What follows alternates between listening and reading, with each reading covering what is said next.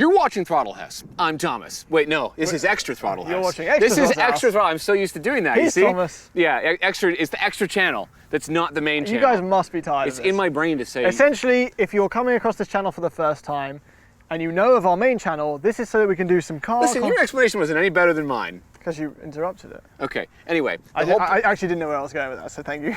Maybe. Okay, so the point is that one takes lower production. Yeah, we're doing very high 86. production stuff on the main channel. Yeah. Here it is. 86. Yeah. 86. We'll get to it eventually. Okay, so this is interesting because it's not, in a way. Yes. We're on the eve of the new 86 and BRZ. The eve. The eve. And we wanted to see if this still holds up because I think the sticker for this is 34 Canadian. Yeah. This is well spec'd though. You know, in a way that it does hold up is that I haven't seen another one in person. Yes. But this looks better. I think so too. Yeah. They've gone a bit frog-like with the new one. Frog-like. I made a post on Instagram that people got upset about where I came across a new Ford Escape. And it looks exactly like a Ford it. Escape. It's not okay. It's a nice blue. I like this car. Yeah, yeah. I like this car and I want to drive it. Can we drive it? Yes. Let's drive it. Okay. Yes. Now, disclaimer, I've owned this car in Subaru form and I loved it. And I did a post on Instagram about how much I loved it and how much it stands the test of time. Yep. So there's a bit of bias going on. I've always been a fan of this car. It's lightweight, it's pure. We're of the camp that this does not need to be turbocharged. No, definitely not. Right? It would a bit more ruin it. displacement would be great. This still has the torque dip. But, Yeah, this one does. The new one hopefully won't. The interior's come a long way though. It's first of all, it's inherited some Subaru bits here, which were the nicer bits. And also, I feel like Toyota and Subaru watch what the modders do and then adapt their car to it. Like the felt here, the tail lights, the steering wheel looks so much better. We had it in TRD spec last time. We've been in a lot of cars today, and this one feels so light. It's so light. And how good's the steering? Its steering is so good. For an electric rack, it doesn't get much better. Like So, Porsche, maybe. Yeah, but this is a Porsche. You're looking at 205 horsepower, all right? From a flat My four. foot's flat, nothing, it's great. But that's the purpose of this car. Well, it's got 156 pound-feet of torque that comes in way up in the red line. I think it's a 6,400 RPM in the revs. Yeah, on the track, you don't notice the torque dip, obviously, because you're way up in the revs. So you just kind of live up there. 7,500 shift. And they have absolutely improved the suspension on this over the last 8 years. It used to be really choppy. I used to have to apologize to my passengers all the time. And this is absolutely significantly better, isn't it? Yeah. Like our track is bumpy. These seats are fantastic. You know, there are things you're not getting in this car, obviously, right? It's cheap.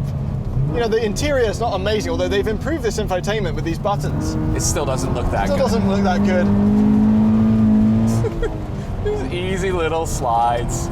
It's so simple to drive this car. It's fantastic. I don't think there exists a better platform to learn how to drive rear-wheel drive in the world, in history. Like, it's just such a perfect way to learn how to drive on a track is one of these. The manual's not punishing, the seats are comfortable, the steering's good. Yep. It has a more progressive breakaway than the Miata. Yes, it does. The Miata kind of snaps a little bit too much. Like, yeah.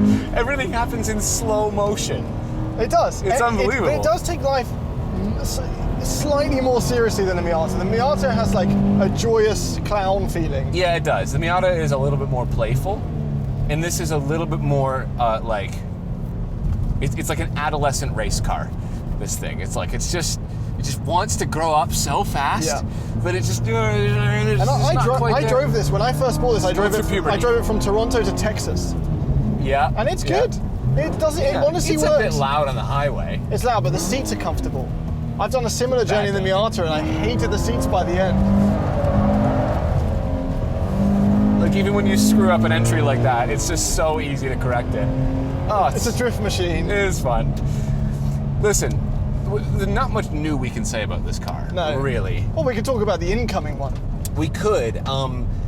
I'm excited that they didn't turbocharge it. I'm excited that they fixed the torque dip. I don't like the way that it looks, but I still really want to drive it because I think that this car always needs to exist in some form or another. Yes. Because it is the go-to affordable rear-wheel drive car. Yeah, you can take your Civic Si, you can even take your Golf GTI and you can shove it because if you actually want a sporty performance experience, this is it. This is it. The GTI is amazing. Jack of all trades. Yeah. This isn't the jack of all trades. This is like, hey, I'm going to be a pure sports car. I'm going to do nothing else. Yeah, it's the one thing that I can do. I'm doing it damn well. Yeah. No, I really like this car. I've always liked it, and again, I don't have much more to say. If you're thinking about buying one of these... But does it make sense to buy new? I feel like this has fallen into the 370Z camp, where there's now 9 model years to buy from. And they've shown themselves to be quite reliable, in all things considered, right? Yeah, like so you're listening to a guy that owns BMWs talking about it. As a used purchase then? Yeah, it still makes sense to buy one of these used, I think. 15 grand. Because honestly, you buy a used one, even if it's like a first or second year, the suspension might not be as good, but you're going to do some track days in it, and you're probably going to upgrade the suspension eventually. The only thing I would think is that the owners have pushed them. It's a sporty car. So if you want a new car to know, just to have that knowledge. There's nothing wrong with buying one of these new. I'm not going to fault you for it, right? If you want the warranty, you want it to be your car, you spec it the way you want, you go ahead. I'm not going to stop you, because the more people out there that, are enjoying naturally aspirated rear-wheel drive sports cars, the happier I am. I feel like we've done our job, right? And I think the changes coming from the new one, 2.4 litre. Yeah, I'm excited to drive it, and I'm really glad that it exists. I'm glad they haven't canceled it or anything, right? I think we need to do an ultimate face-off Miata versus the new one. Oh, we've never done that. We've never done Miata versus the Miata. Well, this is before our time. People did those comparisons when these cars came out, right? The ND and this. But I think we're going to get a new wave of them, right? We're going to have to put the ND2 up against the new BRZ. Yeah, I mean, you could call it an ND2. I see it just as just a progression rather than it's an evolution ND1. rather James than an ND1. Yeah. No, the ND. It's great. It's great. I got a lot of love for this car. The shifter feels great. I forgot. It's so good. The steering is so natural. I'm just happy driving it. It feels like a sports car. You don't get in trouble. You don't get in trouble. It's not as enjoyable to rev out as something like a Miata, and I think that torque dip contributes to that. Yeah, not quite. It's similar though. It doesn't sound fantastic. Similar, like third gear, all the way up to the red line. We're like, it's like 120 kilometers an hour in third gear. It's like that's what you want in a manual sports car. The ability to just rip through the gears. It's fun. The Miata in this car is like one of the main reasons I'm a car enthusiast. This is where, if you know in those golf games where you have to click the thing to make it hit the right level of power. Yep. This is where I land on car enthusiasm, is these cars. Yes. I've got so much respect and love for things like the ZL1 and Corvettes, Ferraris. Yep. But when personally, this is where I love cars. Because they're not showy, they're not flashy. No, it's just for driving. It's not flex, it's just fun. And when you hang out with the BRZ and 8.6 crowd, nobody's really talking about how much horsepower their car has stock. It's not like a Mustang meter. Well, there are conversations about wide bodies. They're all wide body. Oh yeah, no, I know. Yeah. The modding community's huge, and it's great. I'm glad that it exists. But I don't think we have much more to say about this. If you want one, buy one. Maybe wait for the new one. Maybe don't. If you're buying new, I would just wait. Just wait to see. Just wait to see what it's looking. But at the same time, I encourage you. I implore you. Yes. Buy one of these. Yeah. Whatever version of it you pick. If you're looking for one, you're not going to be disappointed. Yeah. Unlike Thomas's wife when she